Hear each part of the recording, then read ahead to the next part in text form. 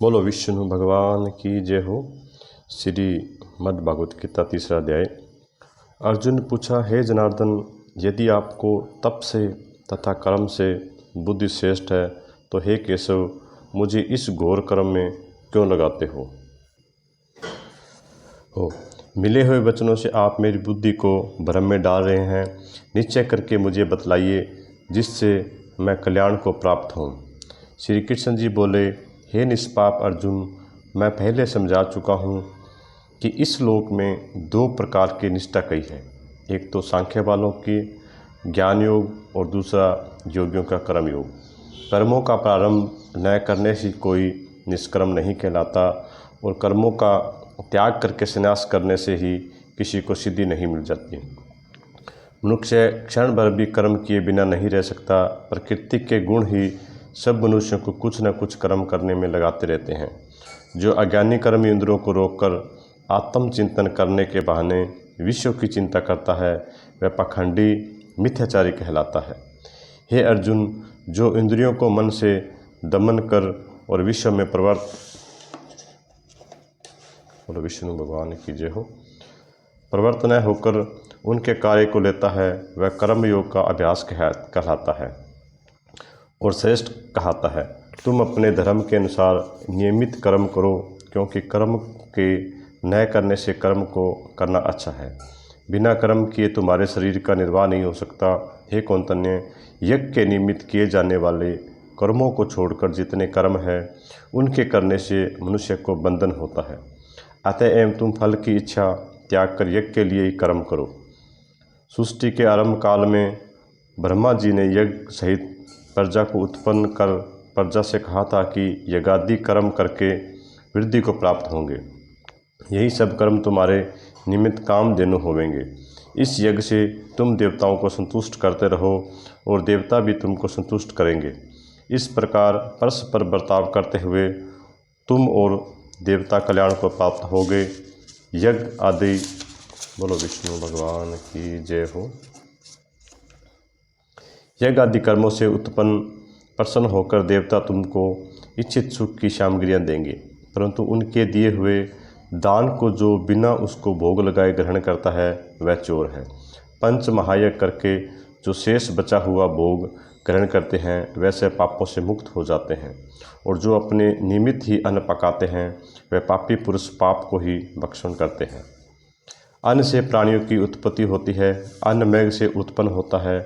मेघ यज्ञ द्वारा बरसता है और यज्ञ की उत्पत्ति कर्म से होती है। कर्म की उत्पत्ति ब्रह्मा से हुई है और ब्रह्मा अक्षर परमात्मा से। इस कारण सदा सब पदार्थों में रहने वाला जो ब्रह्मा है वह सब यज्ञों में प्रस्तुत है। हे पार्थ, इस प्रकार चलाए हुए कर्म के चक्कर के अनुसार जो नहीं चलता है वह पाप में है और उसका जीवन व्यर्थ है। जो पुरुष आत्मा में ही रहता है और आत्मानंद अनुभव से तृप्त होता है, बोलो विष्णु भगवान की जय हो, तथा आत्मा में ही संतुष्ट है, उसे कुछ भी कार्य शेष नहीं है। वह कोई कर्म करे या न करे, उसका कोई प्रयोजन अथवा लाभ नहीं होता और किसी प्राणी से अपना लाभ कराने की भी उसे कोई आवश्यकता नहीं है। इसीलिए तुम भी फल की प्राप्ति की इच्छा त्याग कर कर्तव्य पालन करते रहो, क्योंकि फल की इच्छा त्याग कर कर्म करने वाला पुरुष मोक्ष को प्राप्त होता है। राजा जनक आदि ने भी कर्म सिद्धि पाई है। इसी प्रकार तथा लोक संग्रह को देखते हुए तुमको भी कर्म करना उचित है। श्रेष्ठ पुरुष जिस दो कर्म का आचरण करता है, दूसरे मनुष्य उसी के अनुसार चलते हैं, और वह जिसको प्रामाणिक मानता है उसी को लोग उत्तम मानते हैं।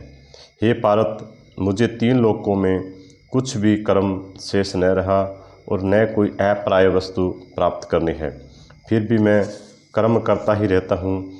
यदि हम भी बोलो विष्णु भगवान की जय हो, यदि हम भी आलस्य रहित होकर कर्मों को नहीं करेंगे तो मनुष्य हर प्रकार से हमारे ही पथ का अनुसरण करेंगे। जो मैं कर्म न करूं तो सब लोग भी न करने से नष्ट हो जाएंगे। इससे मैं ही वर्ण संकरों के उत्पन्न करने का हेतु बनकर प्रजा को नष्ट करने वाला समझा जाऊंगा। जिस प्रकार अज्ञानी फल की इच्छा करके कर्म करता है, वैसे ही फल की इच्छा न करते हुए ज्ञानी को लोक शिक्षा की इच्छा करते हुए कर्म करना उचित है। कर्म में आसक्त अज्ञानियों की बुद्धि में ज्ञानी भेदभाव उत्पन्न न करे, परंतु आप स्वयं कर्म करता हुआ उनसे भी प्रसन्नतापूर्वक कर्म करावे। हे अर्जुन, सब कर्म प्रकृति के गुणों से ही उत्पन्न होते हैं, परंतु जिनकी बुद्धि अहंकार से भ्रष्ट है, ऐसे मूर्ख लोग समझते हैं कि हम करता है, परंतु जो गुण और कर्म के विभाग को सच्चा तत्व जानता है वह ज्ञानी। बोलो विष्णु भगवान की जय हो। पुरुष यह समझकर इसमें आसक्त नहीं होता कि गुणों का ये खेल आपस में हो रहा है। प्रकृति के गुणों से भूल हुए मनुष्य गुण और कर्मों का आसक्त होते हैं। उन अल्प के मंदों को ज्ञानी पुरुष कर्म मार्ग से चलायमान न करे। हे अर्जुन, अध्यात्म बुद्धि से सब कर्मों को मुझे अर्पण करके कर्म फल की आशा ममता छोड़कर संग्राम करो। जो पुरुष सदा पूर्वक मेरे वचनों पर दोष दृष्टि न करके मेरे इस मत के अनुसार आचरण करते हैं, वह लोग कर्म बंधन से निश्चय मुक्त हो जाते हैं।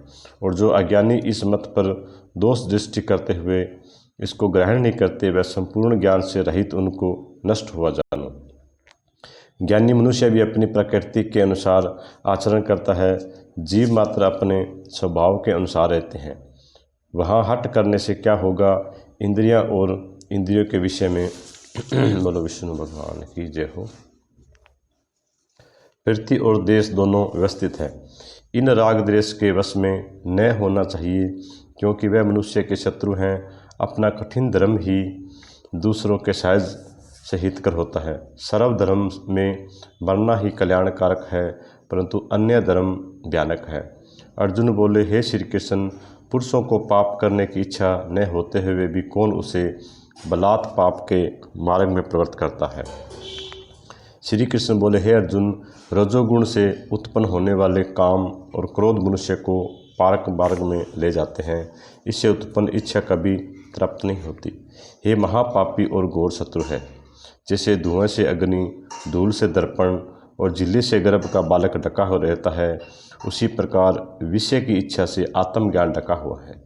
हे कुंती पुत्र, इस शत्रु को काम को करके ज्ञानियों का ज्ञान आच्छादित हुआ है और सदा अग्नि की तरह तृप्त नहीं होता।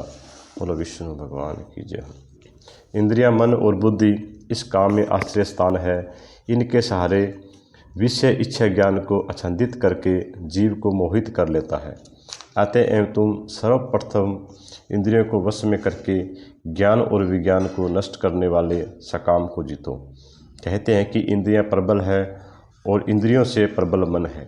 इसी प्रकार जो बुद्धि से परे हैं, उस आत्मा को जानकर निश्चयात्मक बुद्धि से मन को निश्चल करके हे महाबाहो, तुम उस शत्रु को जीत लो। तीसरे अध्याय का मातम्य। नारायण जी बोले, हे लक्ष्मी, एक महामूर्ख शूद्र अकेला ही वन में रहता था। बड़े बड़े अनर्थों से उसने बहुत सा द्रव्य इकट्ठा किया। किसी कारण से वह सब द्रव्य जाता रहा। अब वह शूद्र चिंतित रहने लगा। किसी से पूछता कि ऐसा उपाय बताओ कि बोलो विष्णु भगवान की जय हो, द्रव्य पृथ्वी में होते निकालूं। किसी से कहता कि कोई अंजन बताओ जिसे नेत्र में डालकर पृथ्वी का पदार्थ निकाल लूँ। तब किसी ने कहा, मांस मदिरा खाया पिया कर वहाँ खोटा कर्म करने लगा। एक दिन धन की लालसा कर चोरी करने गया। रास्ते में चोरों ने मार दिया। अनंतर उसने प्रेत की योनि पाई। उस योनि में उसे बड़ा दुख हुआ। एक वट वृक्ष पर रात दिन चिल्लाया करता, कोई ऐसा है जो मुझे इस अधम देह से छुड़ावे। कुछ समय बाद उस शूद्र की क्षत्रिय से पुत्र जन्मा। जब वह बड़ा हुआ तो एक दिन अपनी माता से पूछने लगा, मेरा पिता क्या व्यापार करता था और देहांत किस प्रकार हुआ। तब उसकी माता ने कहा, बेटा, तेरे पिता के पास धन बहुत था, पर वह यूं ही जाता रहा। धन के चले जाने से वह बहुत चिंतित रहने लगा। एक दिन धन की बोलो विष्णु भगवान की जय हो, लालसा से चोरी करने गया, परंतु मार्ग में चोरों ने उसे मार डाला। तब उसने कहा, हे माता, उसकी गति कराई थी। तब माता ने कहा, नहीं। फिर पूछा, हे माता, उसकी गति करानी चाहिए। उसने कहा, अच्छी बात है। तब पंडितों से पूछने गया। प्रार्थना करी, हे स्वामी, मेरे पिता एक दिशा में जाकर मृत्यु को प्राप्त हुआ है, उसका उद्धार किस प्रकार होवे। तब पंडितों ने कहा, गया जी जाकर उसकी गया करो, तब पितरों का उद्धार होगा। यह बात सुनकर माता की आज्ञा लेकर गया को गमन किया। प्रयागराज का दर्शन करके फिर आगे को चला। रास्ते में एक वृक्ष के नीचे बैठा, वहाँ उसको बड़ा भय हुआ। यह वृक्ष वहीं था जहाँ उसका पिता प्रेत की योनि को प्राप्त हुआ था। उसी जगह चोरों ने उसको मारा था।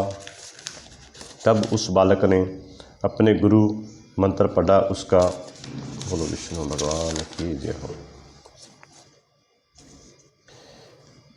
एक और भी नियम था कि वह अध्याय श्री गीता जी का नियमित पाठ किया करता था। उसी उसने गीता जी के 30 अध्याय का पाठ उस वृक्ष के तले बैठकर किया। वह पाठ उसके पिता ने प्रेत की योनि में सुना। सुनते ही उसकी प्रेत की देह छूट देवदेही पाई। स्वर्ग से विमान आए। वह विमान पर चढ़कर उसके सामने गया, आकर आशीर्वाद दिया और कहा, हे प्रभु, मैं तेरा पिता हूँ जो मरकर प्रेत हुआ था। इस तेरे पाठ करने से मेरी देवदेही हुई है। अब मेरा उद्धार हुआ। तेरी कृपा से मैं स्वर्ग को जाता हूँ। अब तू गया जी में अपनी खुशी से जा। इतना सुनकर पुत्र ने कहा, हे पिताजी, कुछ और आज्ञा करो जो मैं आपकी सेवा करूँ। तब उस देवदेही ने कहा, मेरी 7 पीढ़ियाँ पितर नरक में पड़ी है, वह बड़ी दुखी हैं। अब तू गीता जी के 30 अध्याय का पाठ कर, बोलो विष्णु भगवान की जय हो, करके उनको इस दुख से मुक्ति प्रदान कर। इतना वचन कहकर वह देवदेही स्वर्ग को गई। तब बालक ने वहाँ 3 अध्याय का पाठ किया। सब पितरों को पुण्य देकर वैकुंठगामी गया। तब राजा धर्मराज के पास यमदूत ने जाकर कहा, हे राजा, नरक में तो बहुत से लोग नहीं हैं, नरक में तो उजाड़ पड़ी है। जय कोई जन्मों के पाप कर्मी थे, उन्हें विमान पर बैठाकर श्री ठाकुर जी के पार्षद ले गए। इतना सुनते ही धर्मराज उठकर श्री नारायण जी के पास गए। वहाँ जाकर धर्मराज ने हाथ जोड़कर कहा, हे त्रिलोकीनाथ, जो जीव जन्मांतर के पापी हैं, विमानों पर चढ़कर वैकुंठ को चले गए हैं, तब नरक में यातना भोगने का दंड किसको देवें। तब श्री नारायण जी ने बहुत प्रसन्न होकर कहा, हे धर्मराज, तू दुखी मन मत हो, तू अपने मन में बुरा न मान। मैं तुझको एक वृतांत कहता हूँ। बोलो विष्णु भगवान की जय हो। सो श्रवण कर। यह जो जीव पापी थे, इनका कोई पिछला धर्म उदय हुआ था। उसने अपने धर्म द्वारा कई महापापी वैकुंठ को गए हैं। और यह एक आज्ञा मैं तुझे देता हूँ, जो गीता जी का पाठ करे या सुने, या कोई किसी को पाठ किए का फल दान करे, उस जीवों को तू कभी नरक न देना। इतनी सुनकर धर्मराज अपनी पुरी को गए। आकर अपने यमदूतों से बुलाकर कहा, हे यमदूतों, जो प्राणी गीता जी का पाठ करे अथवा श्रवण करे या पाठ किए का किसी को पुण्य देवे, उस प्राणी को तुम कभी नरक में मत डालना। जो जीव गीता जी का पाठ करे या श्रवण करे, उसका फल कहाँ तक कहने में नहीं आ सकता। तब नारायण जी ने कहा, हे लक्ष्मी, ये 3 अध्याय का जो फल मैंने तेरे लिए कहा, सो तूने सुना। बोलो विष्णु भगवान की जय हो। हर रोज़ गीता जी का अध्याय किया जाता है, तो हर रोज़ गीता जी का एक अध्याय सुनने के लिए इस चैनल को सब्सक्राइब कर लीजिए। बोलो विष्णु भगवान की जय।